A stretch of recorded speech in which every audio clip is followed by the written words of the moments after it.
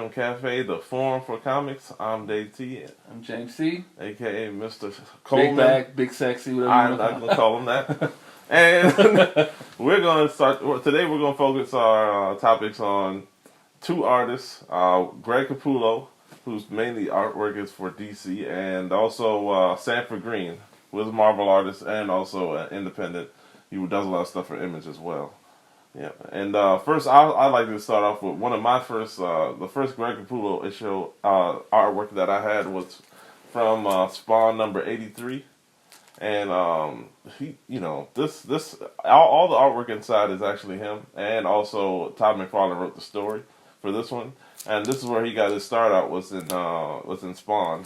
He didn't go to any school, didn't have any classical training or anything, or he just learned like most artists do. They just copy what they or sketch what they they love or like and well, like I said, I like Greg Capullo because I just like the visual aspect of it. It's all visual. But again, when I first seen some of his work, my first inkling of Greg Capullo was Batman Metal. I mean, honestly, I'm like you guys, I didn't care who the artist was. I just saw something look cool, Yeah. and I grabbed it, and I was like, this is amazing. And luckily, my man Dave, dude's awesome. He told me he goes into the artists and asks you who they are, and I was like, that's pretty cool. I mean, I was a little denying my geek side, but then Dave convinced me to own my truth. If you like comics, you like comics. Yes. Don't let anybody judge you for what you like. You can be 50 or 60 or 10 or 12. Yep. If this was you into. Own your truth. Yep. And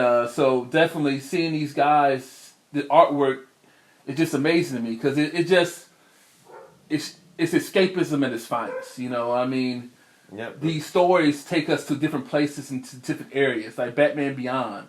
And this is the Dark Knight's Metal. This is Dark Knight's Metal number 5. I actually got this signed by Greg Capullo and also Scott Snyder and the inker Jonathan Glapion. They had a panel at AwesomeCon, and I was lucky enough to go there and hear about all the different artworks and things that they were working on. Right. And, this is another one. This is Dark Knight's Metal 6. This is the conclusion of the Dark Knight Metal saga, So what happened at the end? Spoiler alert. What happens at the end, basically, Batman goes against the Batman Who Laughs. And he has a special person that helps him fight the Batman Who Laughs, who is the Joker. So the Joker and the Batman Who Laughs fights. And we don't know what happens, but at the end of it, they just fall into like this whatever dimension thing or whatever, and they figure it out and they save the world, not without any consequences. If you look at our other episode, we talked about consequences. There are major consequences from them saving the world, and also there are a whole bunch of heroes that and alternate villains that came about because of how they saved the world. This is the conclusion of it. It's one of the best, and this is another Greg Capullo cover with Jonathan Glapion inks. And we should definitely hit up this, Justice League Dark. Are you guys not familiar with it? It's basically the Justice League who handle all the supernatural stuff. Yep. Like, because I posed a question to my buddy Hank and Dave. Which Justice League you want to be on? Both of them were like, I will be on a regular one. I said, dude, you want to fight demons and all that other stuff? You did say that. You were like, I'm pussy, I don't want to fight that. I said I wanted to be on Justice League Dark. No, you did. Yep. Okay, all right. We'll leave that for the fans. He said he didn't want. Hank said he didn't want to be on it because he doesn't believe in all the supernatural, the demons, and all that stuff. I said I like the Justice League Dark. Okay. So I would be on that, and. All of these covers that you see here that he's pointing out, all of these are done by Greg Capullo. Definitely. These are variant covers, and they're all great. They have Swamp Thing, Zatanna, Wonder Woman, the Man Bat. No Constantine on here, and I forgot what the chimpanzee's name is, but he's great too. That's all I can say. And after another one of my favorite artists, like I said, is our favorite artist, is Sanford Green. It's a black artist out of South Carolina, and he's very good. And he worked. This is one of the Phoenix variant covers I got. with him doing the Punisher. It's a Phoenix variant cover. Like if the Punisher had the Phoenix's power, that would be. He did a great job on that, you know. And here's another one too. This is Michael Cray. This is an independent comic from Wildstorm, which is owned by DC now.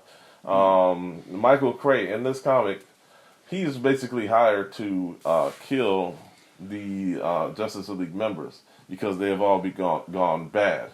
And in this one specifically, done by Sanford, you see there's many of the. This is the version of the Flash. This is the dark version of the Flash, and he has to figure out how to kill the dark version of the Flash. Michael Cray is a black super agent assassin. Dude is amazing. I like that a lot. And this one, I didn't get to read this yet, but I just love the artwork. And first off, it's Brother Nash. And it's another great Sanford Green cover. You can see the wolf in the background there in the desert. But she got this badass gun, and he's just chilling like, yep, this is how it is. Personifies another good piece of artwork from Sanford. And this is crazy. You know, the Daffy Duck and the Joker. It's just the Joker / Daffy Duck #1, and it's a Sanford Green variant. It looks crazy because it reminds me of Old Dirty Bastard when he had on his straitjacket, and this is freaking nuts. The Joker and Sanford Green, you know, Joker Daffy Duck, another Sanford Green masterpiece, and this last one that I have. There we go. We hold that up. This is a connecting cover for Luke Cage. So it goes from Luke Cage to the 70s all the way up to now, all the way up to Netflix Luke Cage, where you see Mahershala Ali's character and all that. Right, I'm not going to talk about that series. Yeah. Oh, you can talk about it. Talk about it. No, like I said before, you know me, the whole Luke Cage thing. I didn't like how he ran Harlem at the end. But like I didn't like that either. But I didn't like, you know. But I'll say this though, Dave actually hit me when I first met him when he was telling me about all these artists, and he got me to realize that, you know, if you like something, and you need to know who actually did it, you know, and know the things that you like, you know. If you like a certain comic book, learn who the writer is, learn who the artist is, learn the team of the people actually put together. I think it'll make your experience more, you know, how can I say, more enlightening. So definitely on that. And like I said, Luke Cage, that movie, the Netflix show lost me a little bit. If we want to go into it, because I don't understand how he tells. To me, I'm sorry guys, don't hit me. I think Luke Cage is the B-level hero, and there's no way that he can control all of Harlem. There's no way that he can control all of Harlem from the Kingpin, from all the organizations that he said, I don't want no drugs in Harlem. And at the end, he's standing in front of a nightclub, and he has all these soldiers, but what are you going to pay him for if he ain't get no drug money? So, hey, look here. Good intentions all aside. Yep. Even though it had that weird ending, I wouldn't say it's the worst ending because there's other things that were bad. But I did think that one of the highlights of the season was when Luke Cage and Iron Fist teamed up for that episode.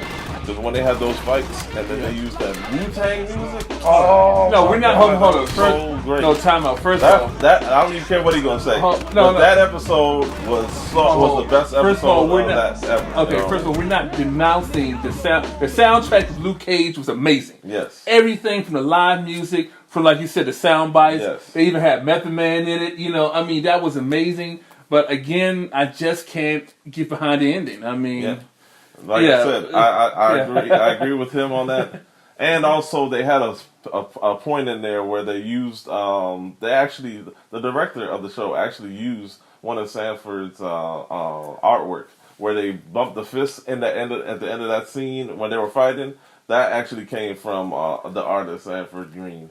And they were inspired by that. And, you know, as you can see, this artwork is just amazing and ridiculous. And, you know, if we get to meet him, hopefully we get to meet him one day and we do an interview right here on Freedom Cafe, a forum for comics, you know. Yeah, that's what. You know, and honestly, I wish they actually spoke with Luke Cage, spoke the relationship with him and Iron Fist, and him and Jessica Jones. You know, they were like, you know, him and Jessica Jones was like Marvel's power couple back in the day. Yep. So I mean, honestly, I mean, they have a kid right now. Yeah, They're still a couple in the comic book. So I wish they actually explored that more so. You know, and but real talk, I need to get some serious stuff for you guys. Batman Beyond. All right.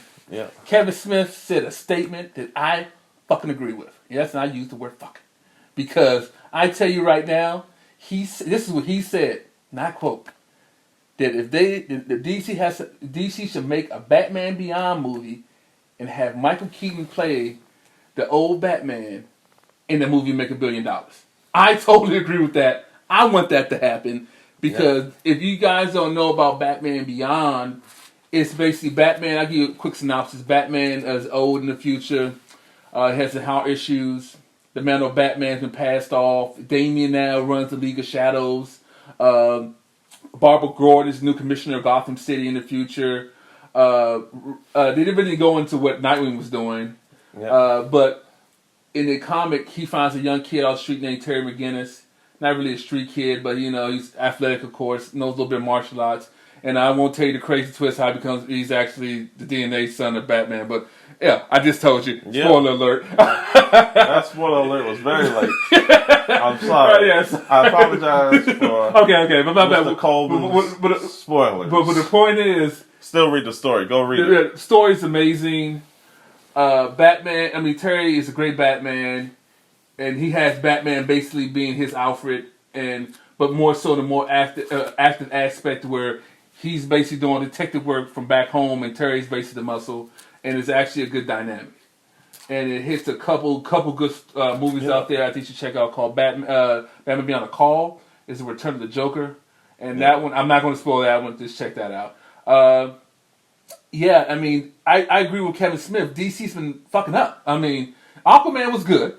You know, the ending. But how about this? Everything after he got to Triton was awesome. That's amazing. But honestly, DC need to come with a winner, and I think what Kevin Smith said is totally correct. If they do a Batman Beyond movie, have Michael Keaton play the old Batman, and just run with that, I think it'll make $1 billion. I want to know you guys' thoughts. Yeah, we want to know your guys' thoughts on that. And also, I have another thought. It hasn't happened yet. But I want to see a Robin movie, but not but it all be based off of Damian Wayne, straight up his movie. Okay, so wouldn't that be a series? Wouldn't it be better as a series? Either way, series or a movie, I'll take it. I think I say series, guys. I'm talking about HBO or Stars, like American Gods, great show if you guys haven't seen it, or like Game of Thrones type thing, or something like that. Because I think that'll be showing Damian's rise to power would be an amazing story.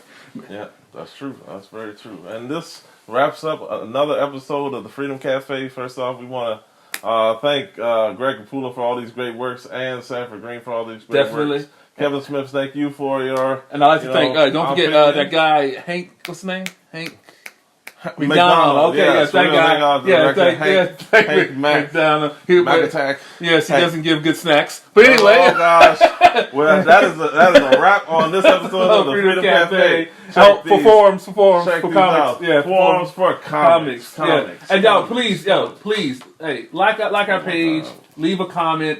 Hey, if we get something wrong, man, let us know, please. I mean, again, we're just fans, dude. You know what I'm saying? Yeah. How fans are. We come up with our own story and how we like it. Freedom Cafe. We are signing off. Yeah, definitely. Bye. Comics, a forum for comics. You said that like passion, babe. Don't even worry about it.